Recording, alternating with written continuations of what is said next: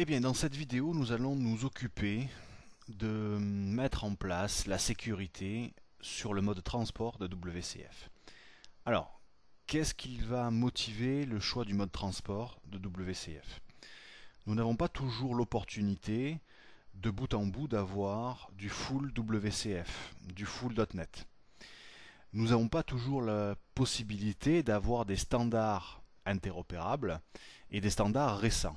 Dans certains cas, nous allons devoir euh, bâtir nos services autour de liaisons, autour de bindings de type basique HTTP.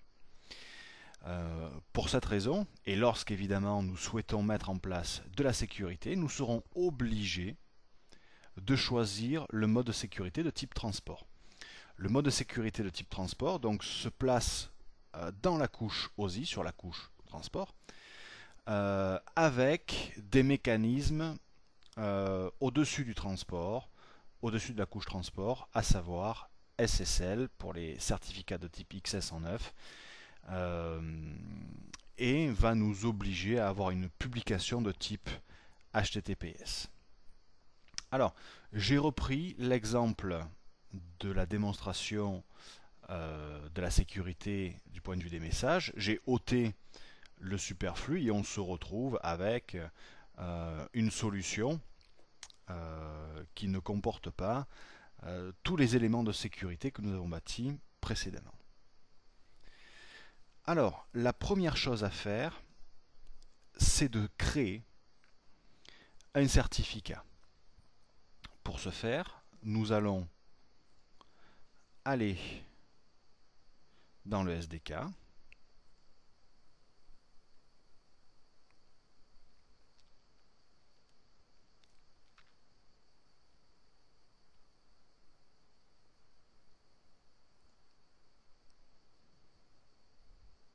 et nous allons nous servir d'un utilitaire qui s'appelle MakeCert. Cet utilitaire sert à faire des certificats de test. Il est fortement déconseillé d'utiliser euh, cet utilitaire pour pour prévoir de déployer tout ça dans un environnement de production. En effet, seuls les certificats délivrés par des autorités telles que VeriSign ou consorts vous seront réellement utiles dans un déploiement de type déploiement de production.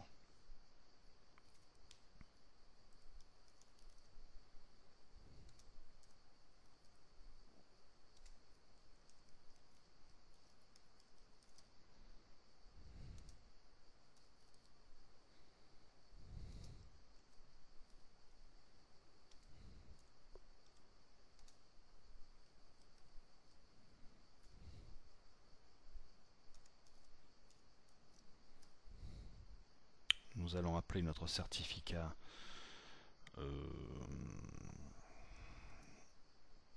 WCF transport.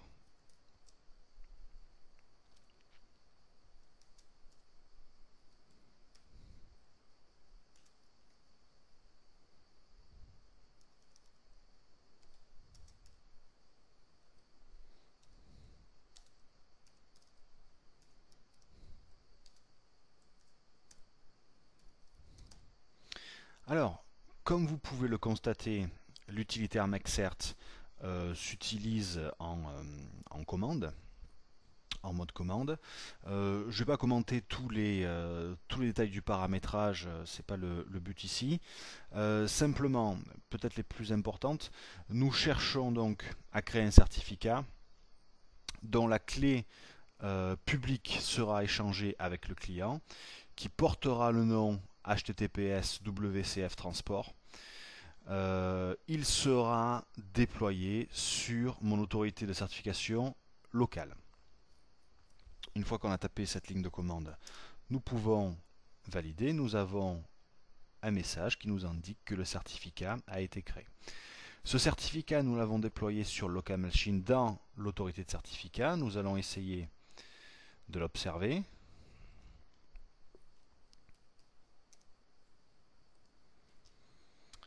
Je lance la console en fichable. On va rajouter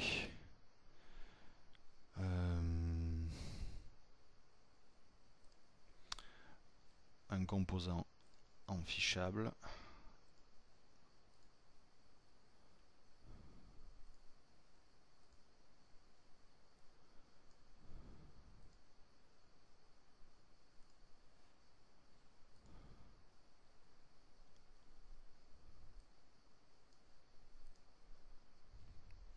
Donc un certain nombre de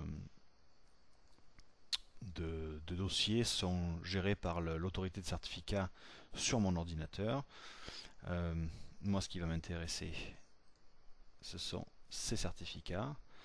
Voilà, le certificat que je viens de créer est ici. Nous allons l'ouvrir. Un certain nombre d'informations sont recensées dans cette boîte de dialogue. Ce qui va nous intéresser tout de suite, c'est de récupérer l'empreinte numérique de notre certificat.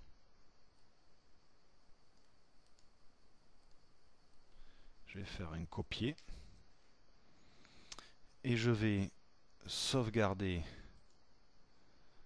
l'empreinte numérique.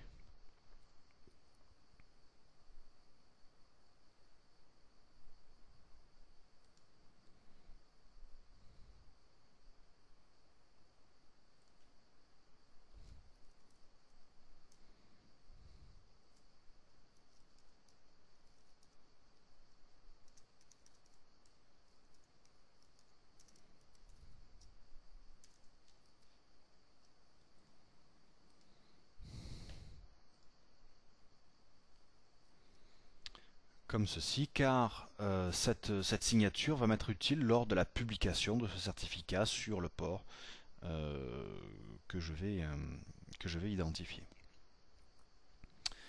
Alors, je vais d'ores et déjà supprimer les espaces parce que je sais que ces derniers vont m'ennuyer lorsque je vais essayer de publier.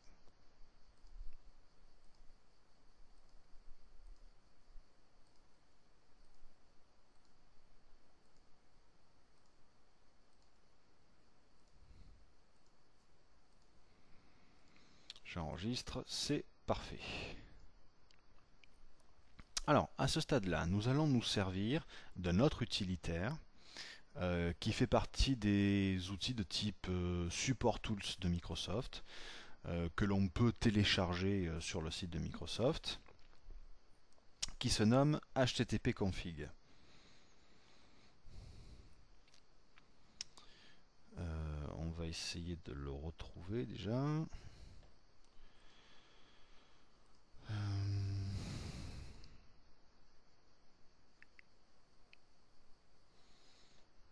Il est là, voilà. C'est celui-ci. Alors si vous apercevez sur votre ordinateur que vous ne disposez pas du Windows Tools, vous tapez un petit coup de Google, vous tapez télécharger HTTP CFG et il va vous sortir le lien qu'il vous faut et vous téléchargez cet utilitaire.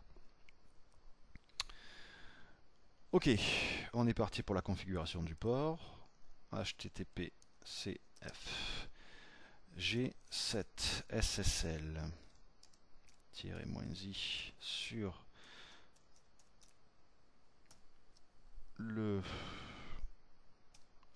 sur mon ordinateur courant, donc on va mettre un masque. Je décide de le publier sur le port 3010. Je vais désigner mon empreinte numérique. Je vais aller récupérer la signature.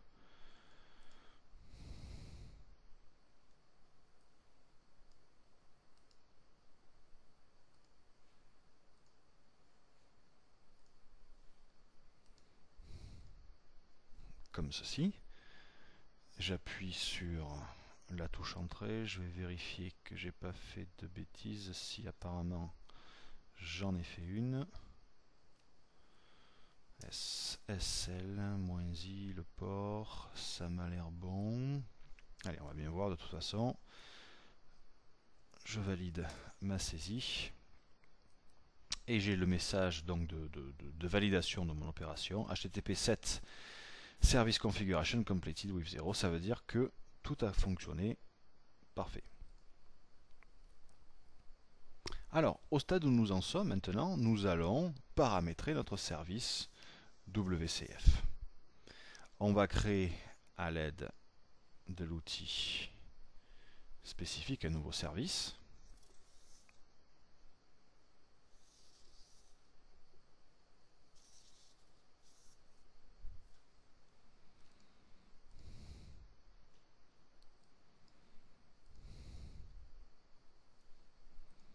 Nous allons aller chercher notre service. Donc je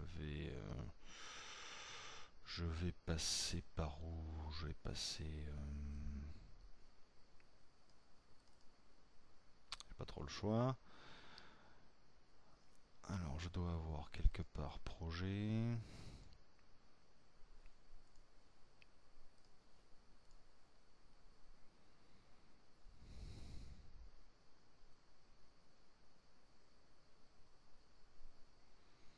Message, c'est pas celui-là, je sais plus où il est passé. Ah, il est là.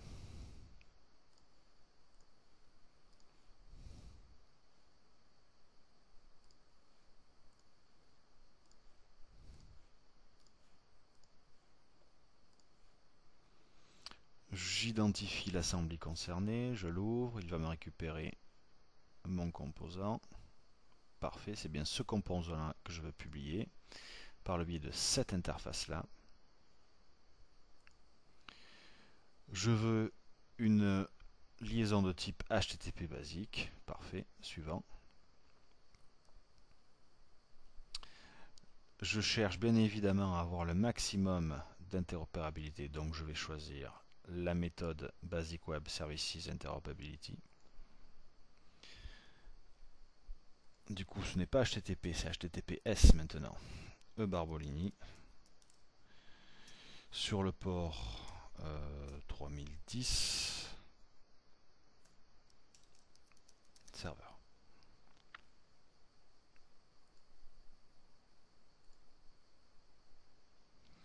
Le premier endpoint a été créé, je vais le nommer.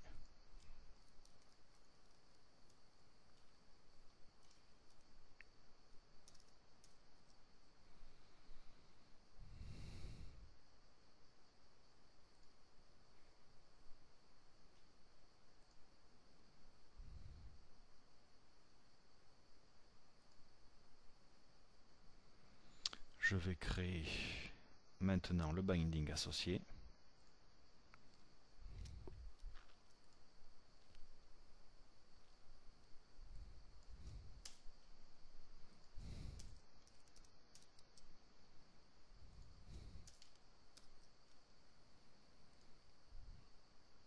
Nous allons choisir le mode transport.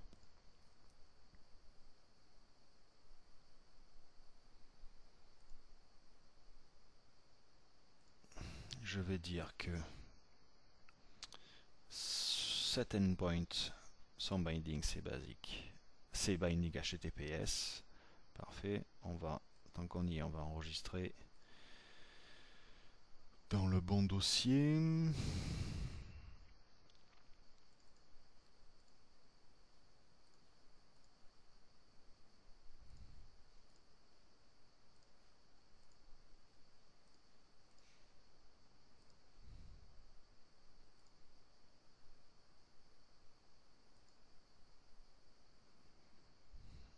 Nous le rajoutons à notre solution.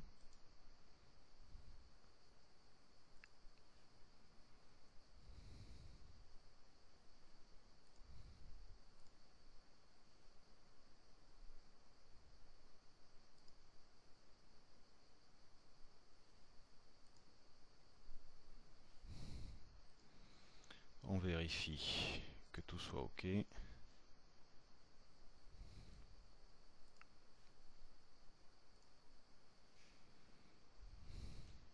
Ça a l'air bon.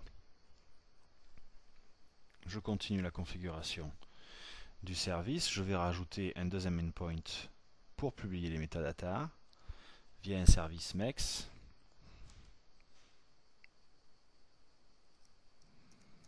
Qui lui sera en HTTP parce que j'estime ne pas avoir besoin de sécuriser la liaison sur les métadonnées.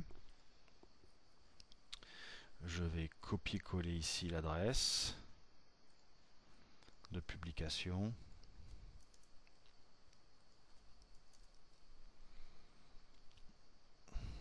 Je vais aller chercher l'interface dans le cache d'assembly public.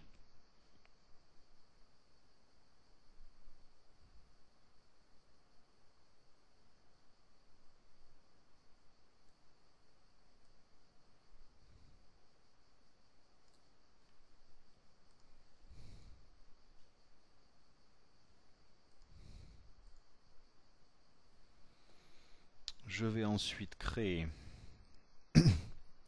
un behavior.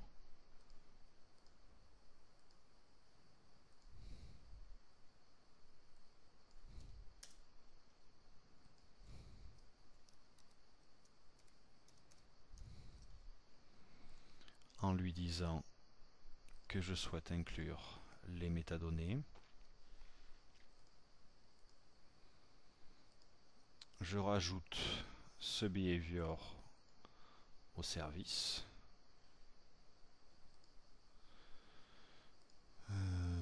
J'en profite pour sauvegarder. Voilà. Je vérifie que globalement tout me semble en règle. Ça a l'air.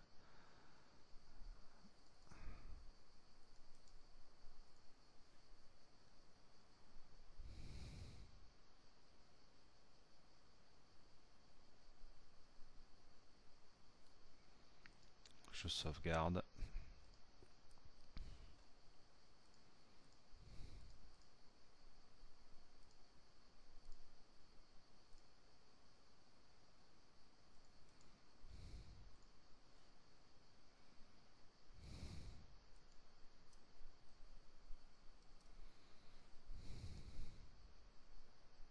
Je vais faire un premier test, déjà voir si le service se lance.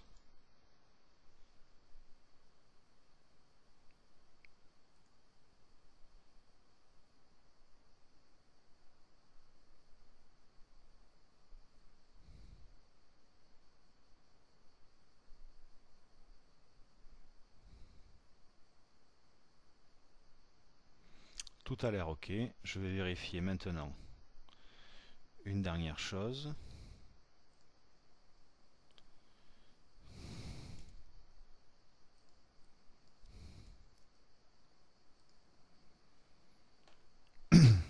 Je relance mon service.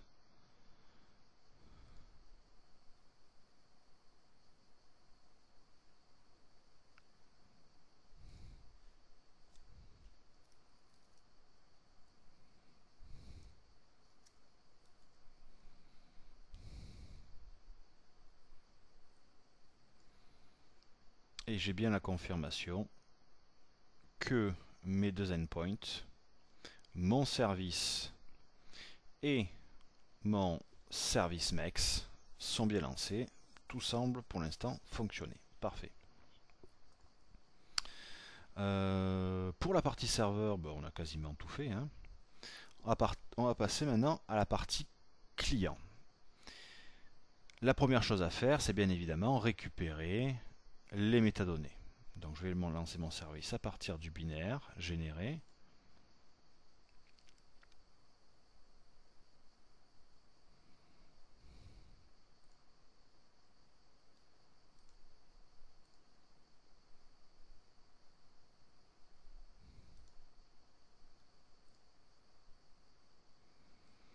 Ce qui me permet de lancer Visual Studio en même temps. Alors je vais d'abord récupérer l'adresse du MEX.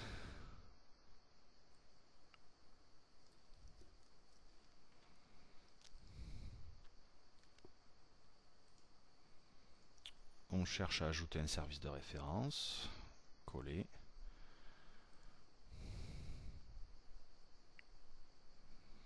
Alors, il ne me le trouve pas. Pourquoi?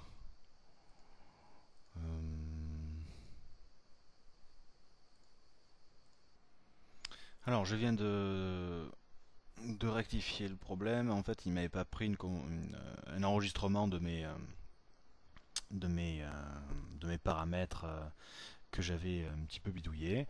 Donc, j'ai enregistré et là, ça passe. Donc, on a notre serveur qui est lancé. Nous repartons sur notre service. Nous ajoutons l'adresse. Nous allons récupérer le composant, ou plutôt ses métadonnées.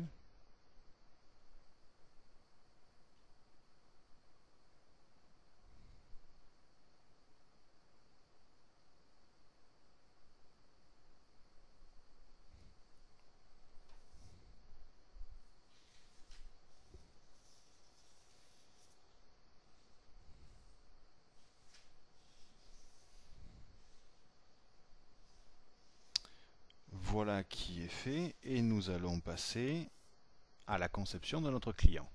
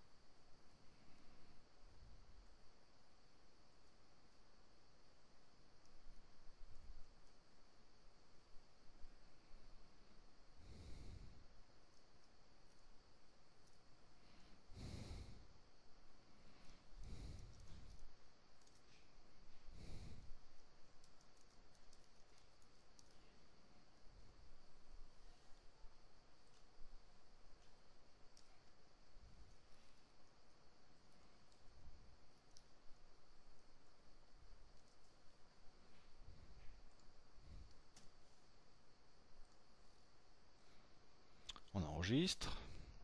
On va essayer d'exécuter notre solution. Alors je vérifie que ce soit dans le bon ordre. Serveur client, oui, ok, parfait. Et on va voir un petit peu ce qui va se passer. Donc le serveur va se lancer, le client va essayer dans la foulée, il va essayer de se connecter.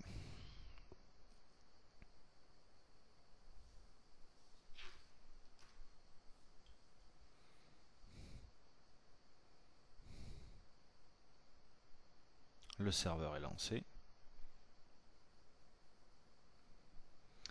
Et on s'aperçoit que nous avons une erreur. Le message d'erreur nous indique impossible d'établir une relation de confiance pour le canal sécurisé SSL-TSL avec l'autorité Ebarbolni 3010. Alors, qu'est-ce que ça veut dire ça? Ça veut dire tout simplement que mon certificat n'est pas admis, n'est pas reconnu comme étant un certificat de confiance. Évidemment, le certificat que j'ai créé, je l'ai créé avec Mexcert, et en aucun cas il n'est approuvé par une autorité de certification de type VeriSign.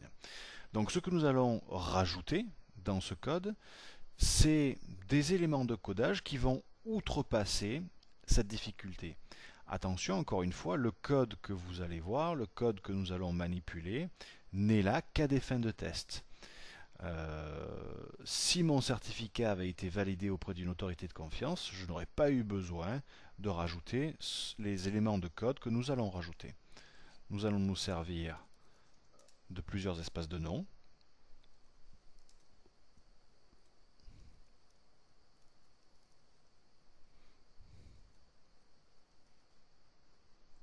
Le premier, c'est celui-là. Le deuxième est un petit peu plus court.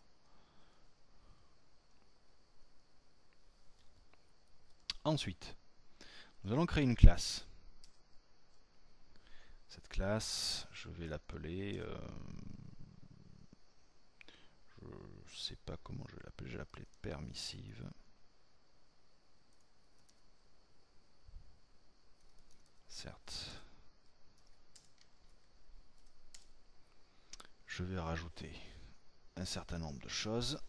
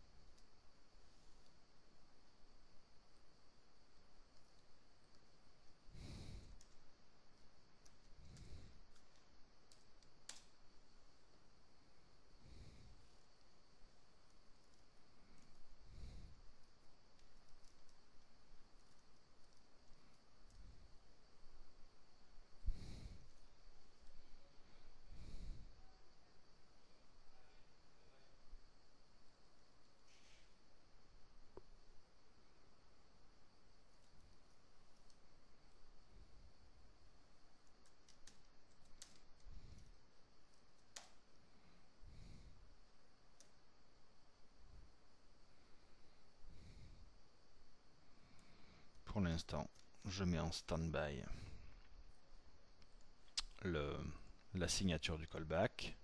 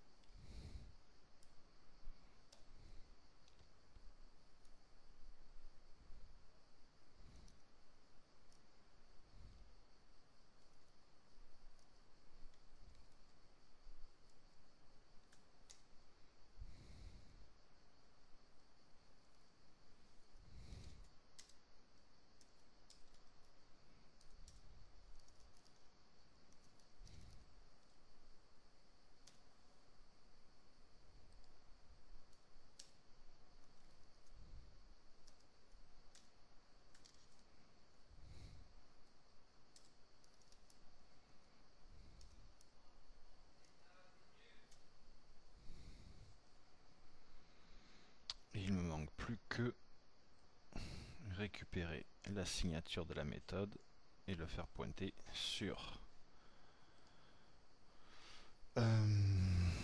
le callback, le gestionnaire d'événements du callback. Alors, maintenant je vais l'appeler.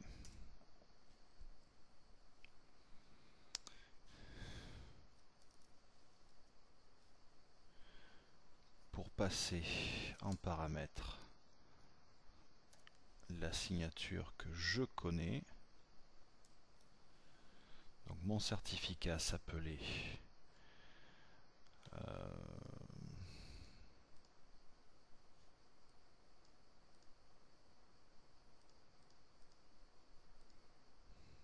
voilà.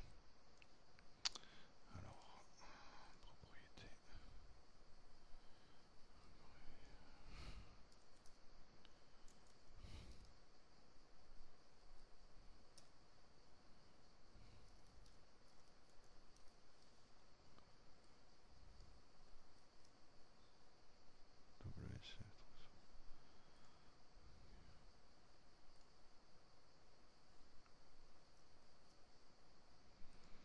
Voilà, donc je vais recevoir un certificat.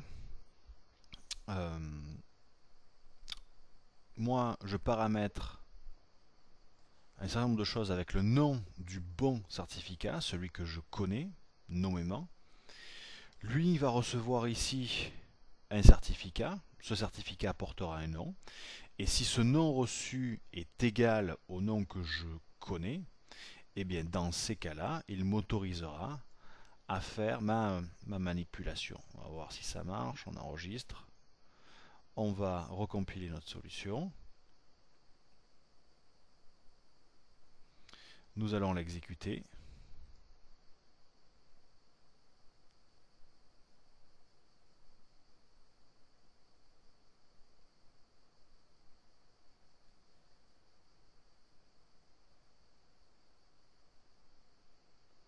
Alors, il me dit qu'il y a toujours un problème. Je vais essayer de voir ce que c'est. Alors, je pense que j'ai pas marqué le nom exact ici. Je refais un test.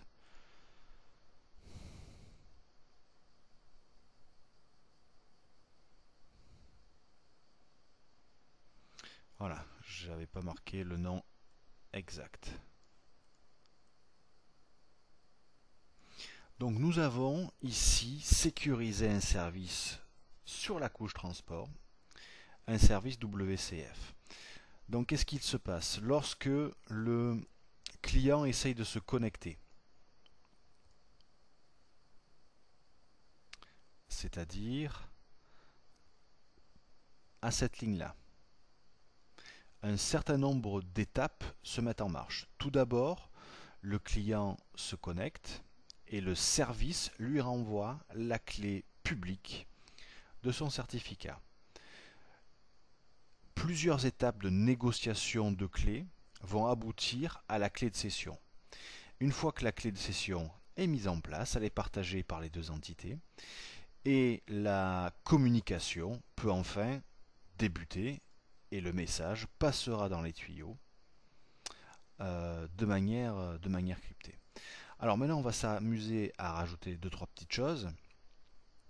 On aimerait par exemple que le client également soit authentifié.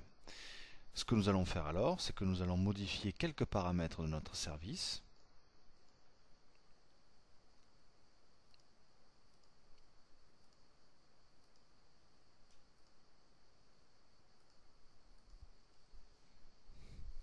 Nous allons choisir la configuration avec authentification du client,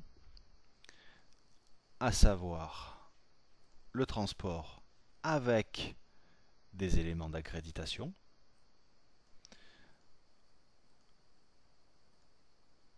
Le client devra donc passer des éléments de type basique. Nous allons enregistrer.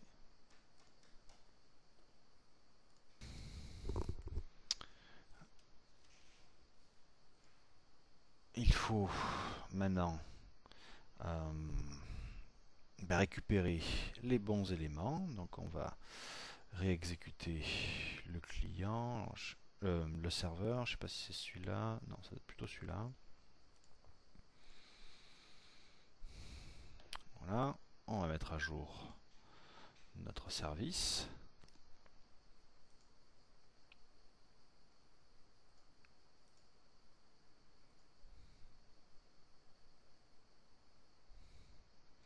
Voilà qui est fait.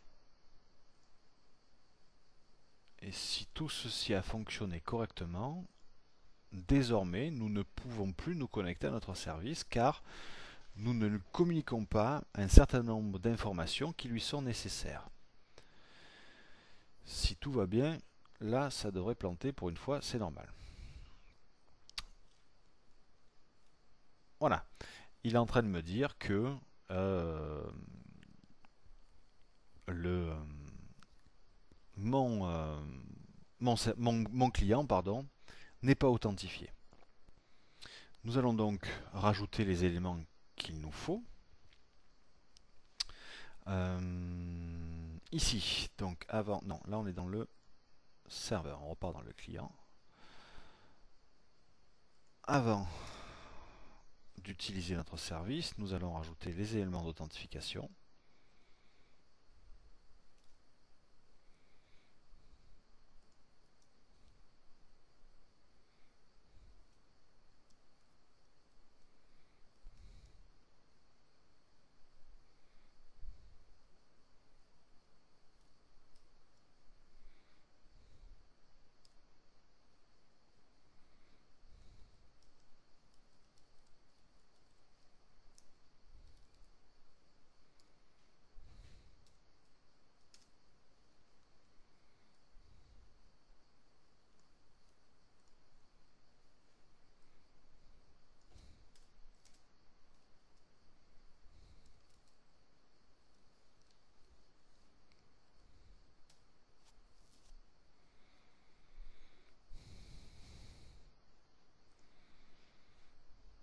Je vais enregistrer. Je vais vérifier que... oui, non. Là, ça n'a pas du tout ça. Transport. Puisque on garde le côté interopérabilité de notre communication. Je vous ai dit une bêtise tout à l'heure. Pour avoir accès à ces modes-là, il aurait fallu être en authentification full window, ce qui n'est pas le cas ici puisqu'on souhaite être interopérable. Je vais sauvegarder.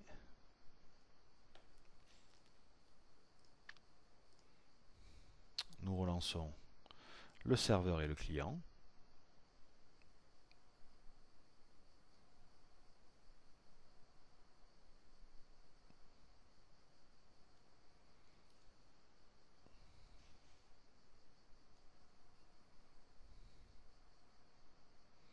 Alors, petit problème. Oui, j'ai pas réactualisé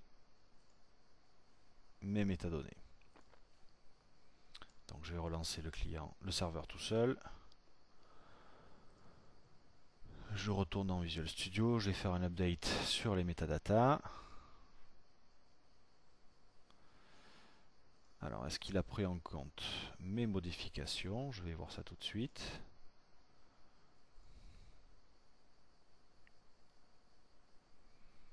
Ça devrait être bon.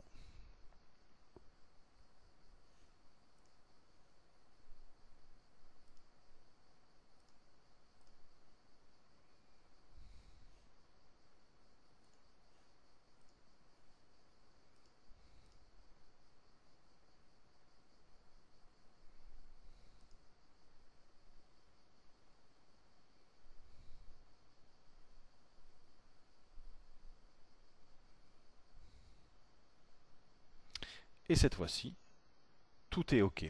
Non seulement le serveur a été authentifié de manière formelle avec le certificat par le client, non seulement la communication a été cryptée sur la couche transport, et en plus, le client, lui aussi, s'est authentifié. On va faire un test. Si on s'amuse à modifier le password et qu'on on met quelque chose d'erroné, il ne devrait pas autoriser la communication.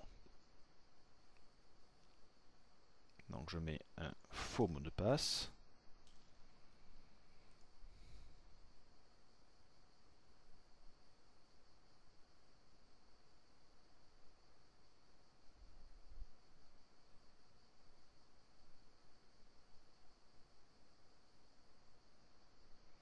Et là, j'ai un message d'erreur qui m'indique la demande HTTP a été interdite avec le modèle d'authentification du client basique. Message d'erreur pas très explicite, mais nous, ben, on sait bien d'où ça provient. C'est que le mot de passe était simplement erroné. Voilà, merci de votre attention.